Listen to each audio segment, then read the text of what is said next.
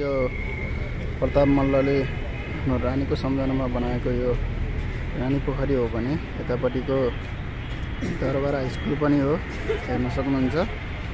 आज भित्र आउन पाएको मौकाले गर्दाखेरि मैले यो भिडियो बनाएको हो भने, छोटो भिडियो बनाएको हो भने यसै गरी प्रताप मल्लले आफ्नो रानीको सम्झनामा बनाएको यो रानी पोखरी हो। भूकम्प पश्चात यसलाई पुनर्निर्माण गरिएको हो भने उतापट्टि हेर्न सक्नुहुन्छ त्यो केपी ओलीले बनाएको टावर, भ्यू टावर, अनि त्यसै गरी घण्टाघर पनि पुनर्निर्माणको अवस्थामा रहेको छ भने त्यसै गरी हेर्न सक्नुहुन्छ। अहिले पानी चाहिँ पुरै भरिएको अवस्था छ।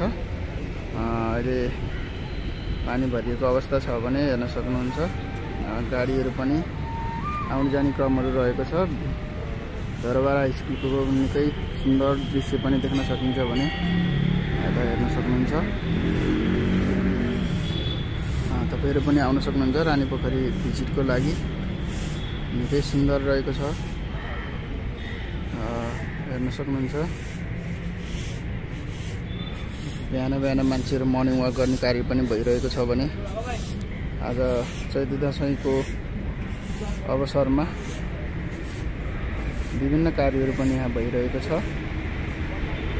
त्यसै गरी हेर्न सक्नुहुन्छ यहाँ 16 आदि गणेशको मन्दिर पनि रहेको छ भने भक्तजनहरू पनि आउने क्रम भइरहेको छ।